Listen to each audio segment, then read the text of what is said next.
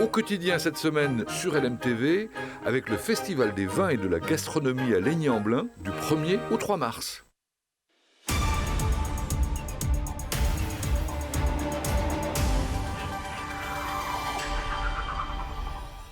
Bonsoir à toutes et à tous et bienvenue dans Au quotidien, votre émission d'information locale en ce lundi 19 février, présentée par Enzo Maubert. Bonsoir Enzo. Bonsoir Colin et bonsoir à toutes et tous.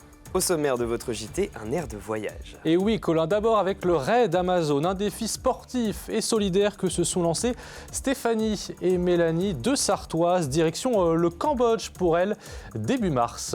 Et puis dans la suite, le festival du voyage à vélo qui fait étape au Mans les 24 et 25 février. Vous l'avez compris, ça c'est à 18h45. D'abord, place à l'actu.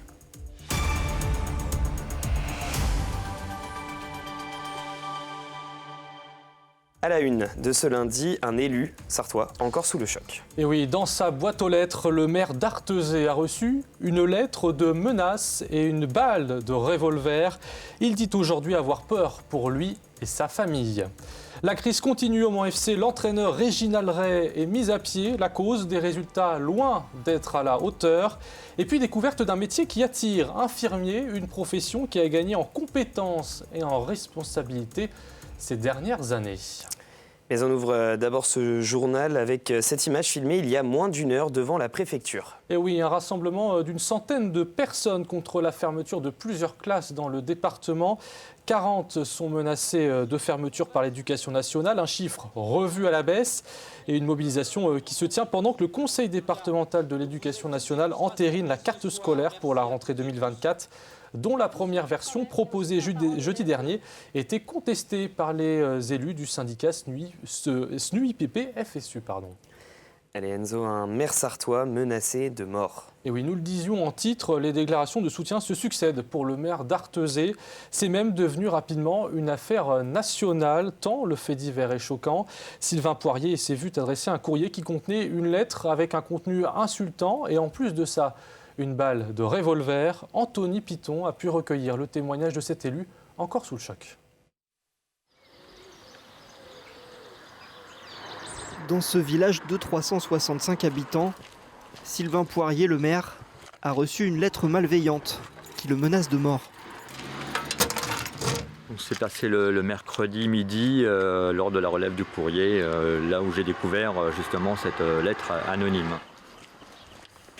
Dans l'enveloppe, un courrier manuscrit et une balle de revolver.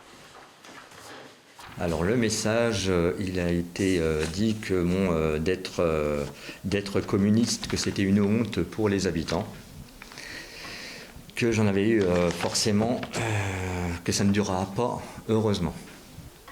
Avec vu ta gueule, pauvre con.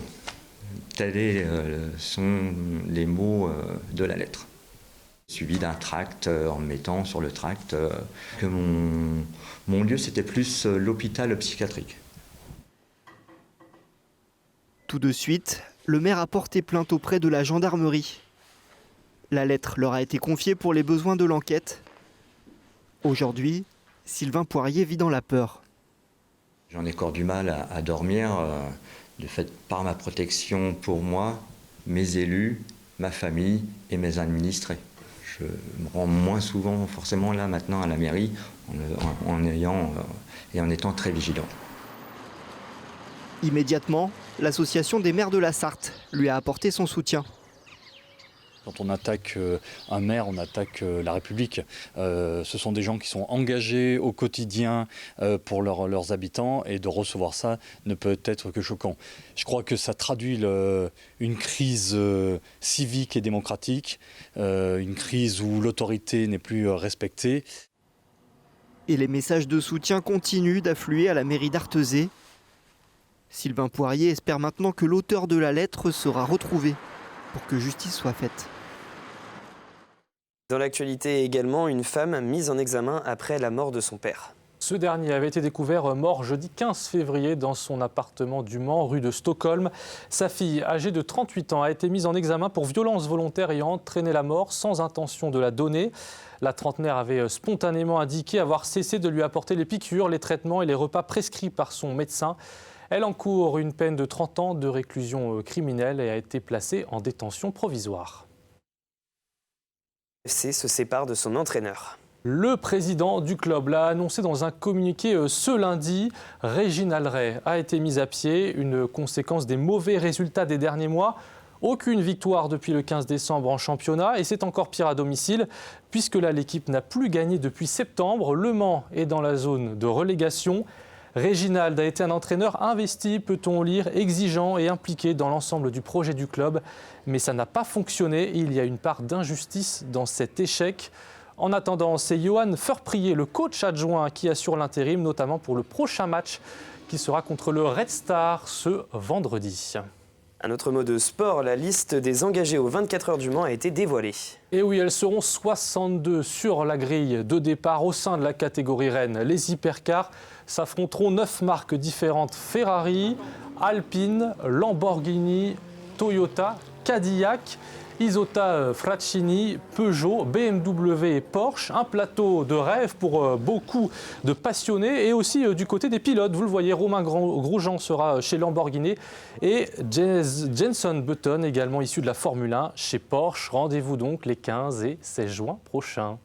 Elles aussi vont devoir se préparer physiquement car elles s'apprêtent à partir au Cambodge pour vivre une aventure hors du commun.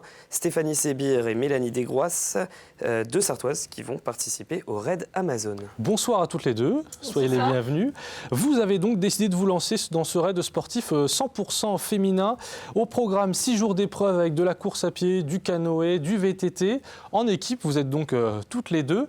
Top départ le 15 mars pour le Cambodge. C'est une expérience hors norme que vous vous apprêtez à vivre là dans quelques semaines. Ah bah oui, c'est surtout la concrétisation d'un rêve aussi, parce que ça fait longtemps qu'on y travaille. Donc là, on est à 2 ans d'attente, 2 ça. ans de préparation. C'est justement beaucoup de préparation aussi physique, sportive. Est-ce que vous aviez l'habitude avant de faire du VTT, du canoë par exemple, ou là ça va être une découverte totale ? Alors, VTT canoë, non. Ça a été une première expérience. On a justement fait des entraînements par 0 degré, donc c'est pas le temps idéal pour faire du canoë. Mais C'est une découverte. voilà, c'est ça. Et puis, après, oui, on était quand même déjà un petit peu sportive à la base, plutôt du crossfit. Vous avez hâte, vous êtes stressé, dans quel état d'esprit vous êtes là avant le départ ? Excitée. Survolté. Nos proches On voit ça. marre. Alors vous allez, justement, vous vous êtes rencontrés au travail, hein, c'est ça je crois. Pourquoi avoir décidé de tenter cette aventure des raids Amazon ? Comment c'est né ? Alors c'est moi qui avais déjà vu ça sur Internet. J'avais pris connaissance de cette aventure et je m'étais dit un jour, je la ferai. Mais il faut trouver la partenaire idéale qui est disponible, qui soit motivée. Et Mélanie est arrivée. C'est aussi, alors il y a le côté sportif, mais il y a aussi toute une découverte du pays. J'imagine que vous ne connaissez pas le Cambodge.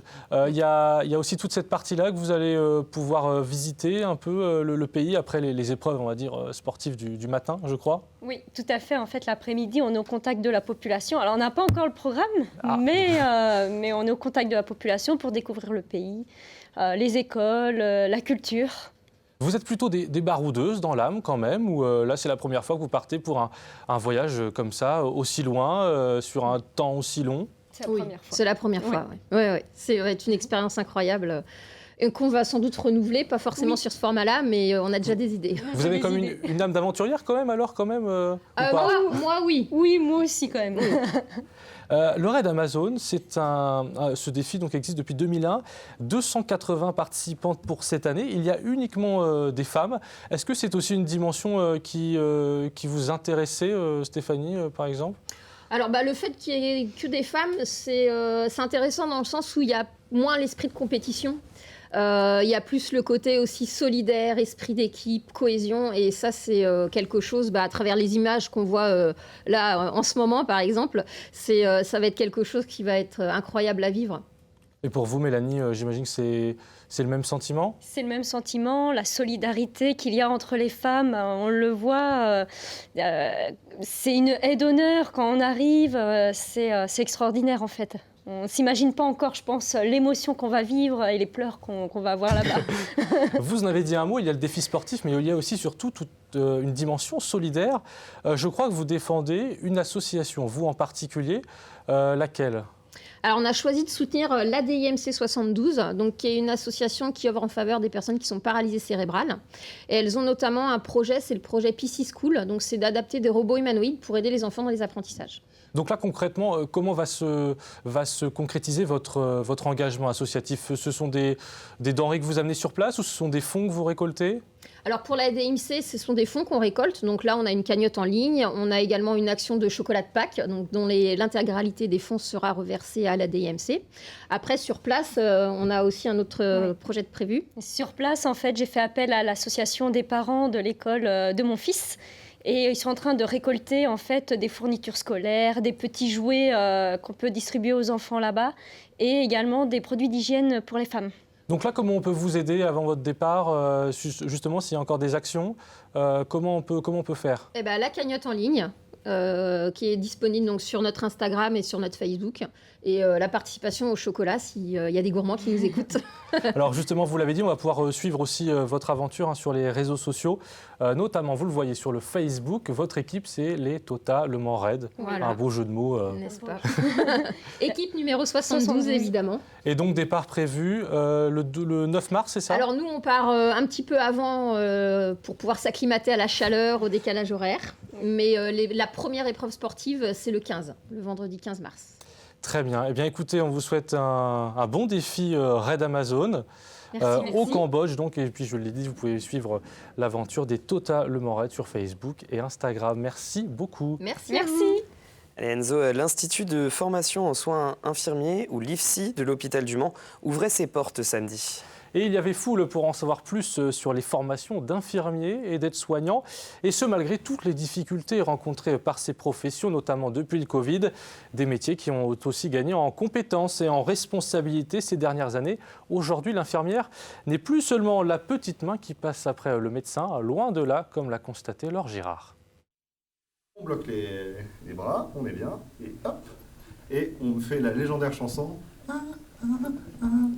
Stay alive, stay alive. Alexandre, élève infirmier en 2e année à l'IFSI de l'hôpital du Mans, a dû apprendre les gestes de premier secours dans le cadre de sa formation. C'est obligatoire depuis 2006. C'est-à-dire et c'est un peu normal, on attend des infirmiers qui sachent sauver une personne, même dans le civil, en cas d'urgence. Depuis quelques années, les infirmiers et aides-soignantes font de plus en plus d'actes dédiés avant aux médecins. Leurs enseignements sont d'autant plus techniques et complexes afin de suivre l'évolution de la médecine.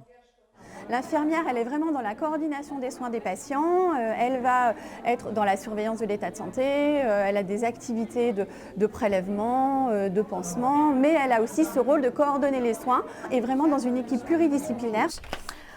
Qu'est-ce que vous avez préparé sur votre chariot, Mathilde, Juliette, là? Du coup, on prépare forcément du gel hydroalcoolique. La formation d'infirmière est professionnalisante en alternance pendant 3 ans minimum, hors spécialisation. Ici, une patiente fictive, Madame Carré. Les étudiants apprennent les gestes techniques sur elle, mais aussi à lui parler comme à une vraie personne. Le chariot, c'est Léa qui va charger de vos toilettes. C'est pas des études très faciles, il faut être motivé. Mais c'est un super métier, vraiment. C'est le plus beau métier. Et les vocations ne manquent pas, malgré les difficultés du métier. Comme Mathilde, 160 élèves ont intégré la première année de l'Institut de formation infirmier de l'hôpital du Mans en 2023, avec à la clé l'assurance de trouver un travail tourné vers les autres. On vous en parlait vendredi, 4400 spectateurs au King of Fighters au Mans ce week-end. La scène était pleine à craquer ce samedi pour cette première en Sarthe. C'était à Antares, un tournoi professionnel de MMA. Ce sport de combat très en vogue. 11 combats, dont 6 professionnels, parmi lesquels un duel de choc remporté par l'angevin Souk Campazat contre l'Italien Luca Loviné. Plus d'images dans l'émission 72 Sports à 19h, présentée par Antoine Besson. Évidemment, rendez-vous à 19h pour voir plus d'images. Quant à nous, dans Au Quotidien, on se retrouve pour la suite, juste après la météo. A tout de suite.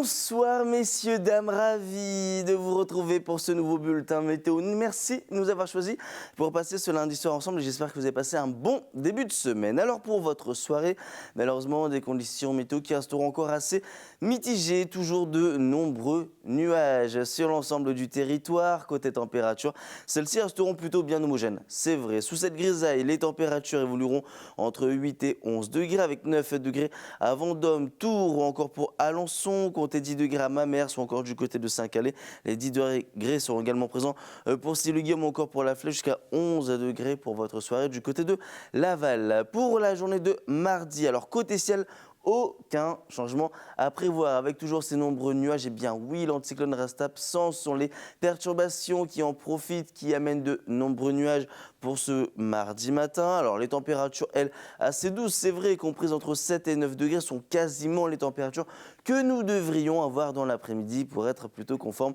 au normal de saison. Alors justement, dans l'après-midi, regardons l'évolution de ce thermomètre qui repassera bien au-dessus de ce qu'on devrait normalement à cette même époque de l'année, puisque ces températures évolueront entre 11 et 12 degrés, 11 degrés à Saint-Calais, 12 à Blois ou encore du côté de Tours pour Vendôme ainsi que pour La Flèche. Les 12 degrés seront présents au Mans, à Alençon ou encore du côté de Laval, et toujours cette grisaille qui va persister. Alors pour la journée de mercredi, de la grisaille, pas que, les vents auront tendance à légèrement se renforcer. On aura même quelques gouttes de pluie, les températures entre 12 et 13 degrés, et ça devrait également se confirmer pour la journée de jeudi. Mais bien évidemment, au vu de cette échéance, nous y reviendrons lors d'un prochain bulletin météo. Le temps pour moi, les amis, de vous souhaiter une excellente soirée et de vous dire à très vite pour un nouveau bulletin météo.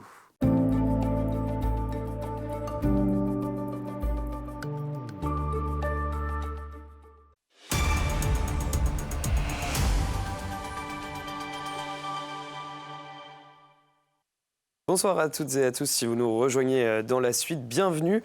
Avant de rejoindre notre invité, nous allons faire un point sur la qualité de l'air dans notre département avec notre partenaire RPI de la Loire. L'indice de la qualité de l'air restera moyen pour les jours suivants. L'ozone sera le polluant majoritaire. Les conditions météorologiques avec un flux océanique doux favoriseront la dispersion des autres polluants.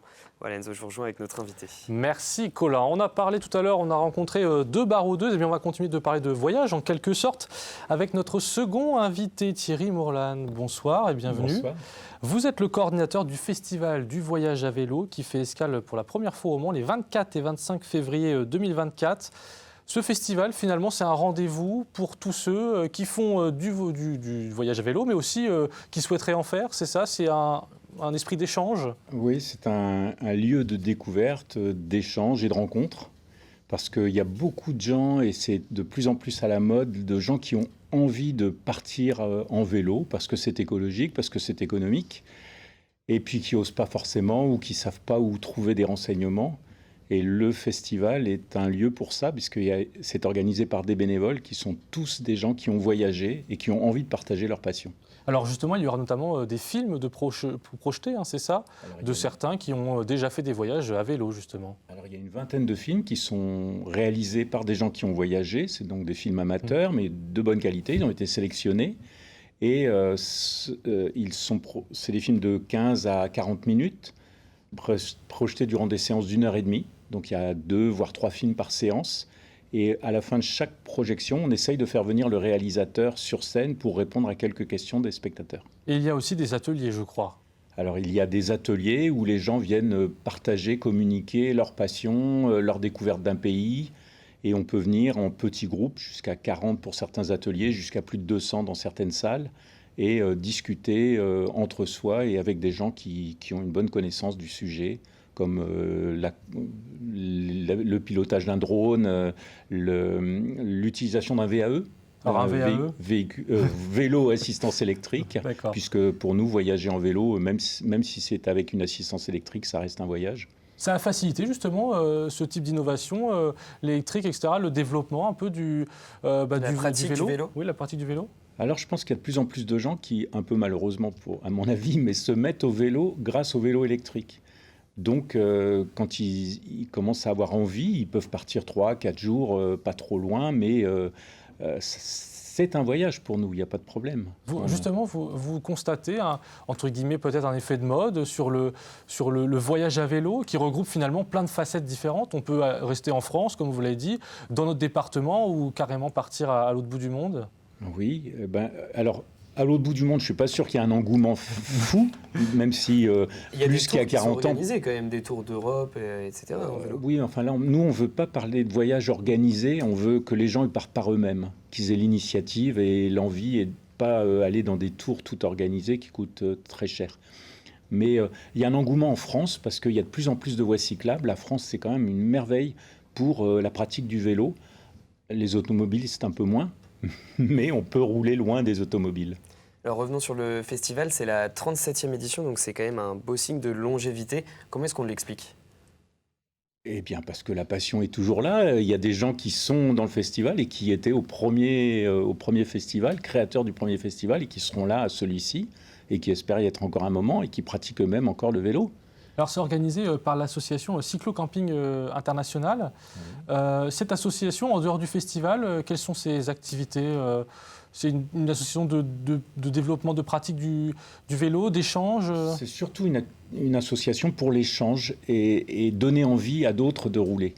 Donc il y a des quinzaines où les gens partent, on dit quinzaine, mais ça peut être une semaine, 15 jours, organisés, mais là de façon un peu... avec des bouts de scotch. Il y a une revue qui est éditée, bimensuelle, où les gens racontent leur voyage, où on donne des astuces et tout ça. Et puis il y a aussi un livre qui est le manuel du voyage à vélo, la Bible du voyage à vélo, et qui est le livre référence des voyageurs, l'espèce de guide du routard pour si on veut partir en vélo spécifiquement. Et si vous voulez nous mettre un peu l'eau à la bouche, quelle belle histoire, quel beau voyage va être raconté ? Alors, il y a plusieurs voyages. Moi, il y en a plusieurs qui me plaisent énormément. Mais il y a des voyages avec des familles, des enfants, des gens qui sont allés en Arménie avec leurs enfants à vélo, des gens qui ont fait un couple qui a fait le Tour de France avec une petite fille qui a à peine 1 an, 4000 km quand même, en tirant une remorque et un petit bébé dedans. Moi, je trouve ça fabuleux. Et puis, il y a des gens qui sont allés aux 4 coins du monde. Il y a même quelqu'un qui présente un film qui a plus de 30 ans pour essayer de montrer que le voyage à vélo, ce n'est pas une nouveauté du tout. Et c'est un très beau film, d'ailleurs. Et donc, on rappelle le festival du voyage à vélo, ça sera au Palais des Congrès et de la Culture du Mans. Et dans la salle Cénoman, c'est bien ça ? Alors, au Palais des Congrès, il y aura les films et les ateliers. Et au Cénoman, il y a des associations qui viennent présenter l'activité, toujours autour du tourisme ou du vélo, puisqu'on a les offices de tourisme de la Sarthe. Et puis, des écrivains voyageurs, les réalisateurs eux-mêmes qui viennent présenter souvent des à côté de leurs films. Et puis, des professionnels aussi, des fabricants de vélos, des fabricants de toiles de tente, de matériel qui peuvent intéresser, évidemment, si on veut partir équipé. Ah, et voilà, parce qu'on ne peut pas partir avec seulement son vélo. Donc c'est le 24 et 25 février, le samedi de 10h à 22h, le dimanche de 10h à 19h. Et on précise que la plupart des activités, des stands sont gratuits. Seules les projections sont payantes et c'est 6 € par séance, 5 € en tarif réduit et gratuit pour les moins de 12 ans. Voilà, et il y a le site cyclo-camping.international où il est bon d'aller payer à l'avance son film parce qu'on ne veut pas qu'il y ait de queue trop longue et que ça sera plus pratique pour tout le monde. Merci beaucoup Thierry Mourlane d'être venu sur notre plateau. Merci à vous. On joue cette semaine. Et oui, cette semaine, gagnez vos places pour le Festival des vins et de la gastronomie à Laigny-en-Belin les 1, 2 et 3 mars 2024. Regardez la question. Aujourd'hui, gagnez 2 places pour le Festival des vins et de la gastronomie en répondant à la question suivante. En quelle année a été organisé le festival pour la première fois ? En 1975, en 1986 ou en 1996 ? Envoyez votre réponse par mail à jeu@lmtv.fr. Bonne chance à tous. Et voilà, vous savez ce qu'il vous reste à faire. Le programme de la soirée, Colin, dans quelques instants. C'est 72 Sports présenté par Antoine Besson et préparé par Amoun Chamsoudine avec au sommaire évidemment la mise à pied de Réginald Drey. Et puis on reviendra aussi sur cette fameuse soirée MMA dont on vous parlait tout à l'heure. Quant à nous, dans Au Quotidien, on se retrouve ce mardi à 18h30 en direct sur LMTV Sarthe. Bonne soirée.